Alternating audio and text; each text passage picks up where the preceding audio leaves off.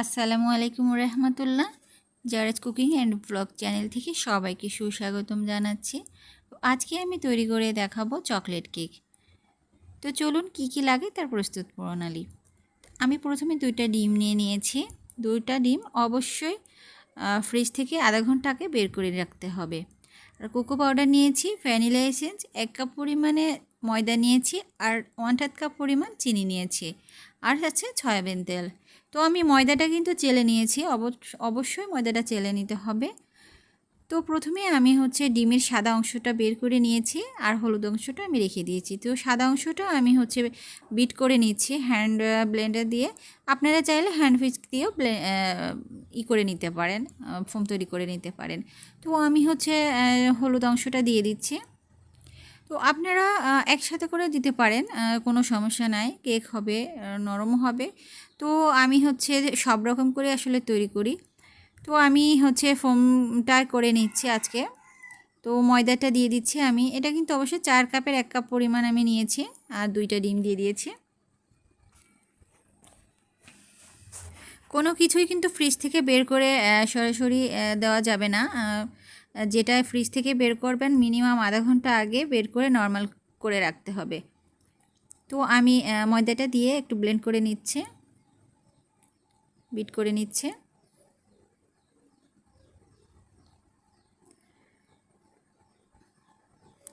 আর এর মধ্যে দিয়ে দিচ্ছি আমি কোকো পাউডার। কোকো পাউডারটা আমি হাফ কাপের একটু কম নিয়েছি। তো কোকো পাউডারটা আপনারা আপনাদের ইচ্ছা অনুযায়ী নিতে পারবেন, কম বা বেশি দিতে পারবেন, কোনো সমস্যা নাই। আমি হাফ কাপ পরিমাণ দিয়েছি, আর 1 মুটকি পরিমাণ আমি ভ্যানিলা এসেন্স দিয়ে দিচ্ছি।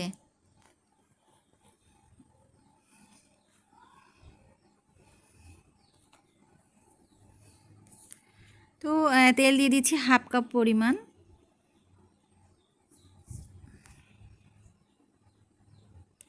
সব কিছু দিয়ে একসাথে করে আমি ব্লেন্ড করে একটু বিট করে নিচ্ছে।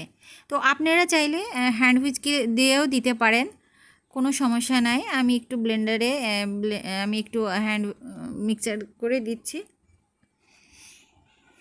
তো চিনি দিয়ে দিয়েছি আমি। সব কিছু একসাথে করে আমি খুব ভালো করে আমি হ্যান্ড ব্লেন্ডারে আমি বিট করে নিয়েছি। তো আমি একটা টিফিন বাটিতে করেই বসাবো। তো একটু তেল মাখিয়ে নিচ্ছি।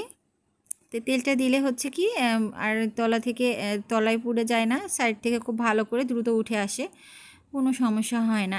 জাস্ট একটা ঝাঁকি দিলে ওটা পড়ে যায়, খুলে যায়।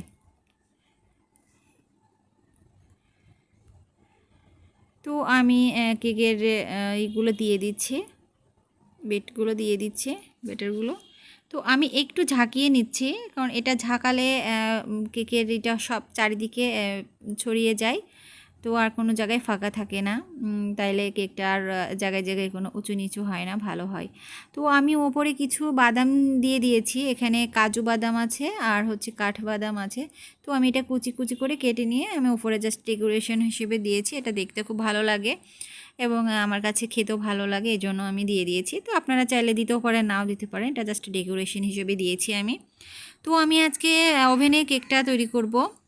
তো আমি এটা ফ্রি হিট করব 5 মিনিটের জন্য। আমি এটা ফ্রি হিট করব 250 পাওয়ারে দিয়ে। ফুল আওয়াজ আমার 250 পর্যন্তই ফুল পাওয়ার। তো আমি 250 পাওয়ার দিয়ে ফুল 5 মিনিটের জন্য আমি এটা হিট করে নিচ্ছি।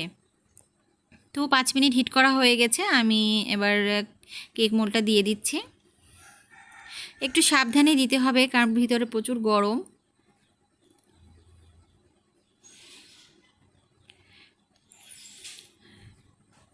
তো এটা আমি এখন আটকে দিচ্ছি, আর 35 মিনিটের জন্য এটা আমি বেক করব।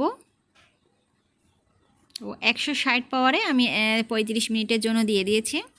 তো কেকটা আমার হয়ে গেছে, দেখেন খুব সুন্দর হয়েছে, ফুলেছে, দেখতেও খুব চমৎকার হয়েছে, খেতেও কিন্তু খুবই ভালো লাগে এটা। আর দেখেন এটা খুবই সুন্দর, কোনো ভিতরে কোনো হয় নাই, কাঁচা নাই, একদম পুরা শুকিয়ে গেছে।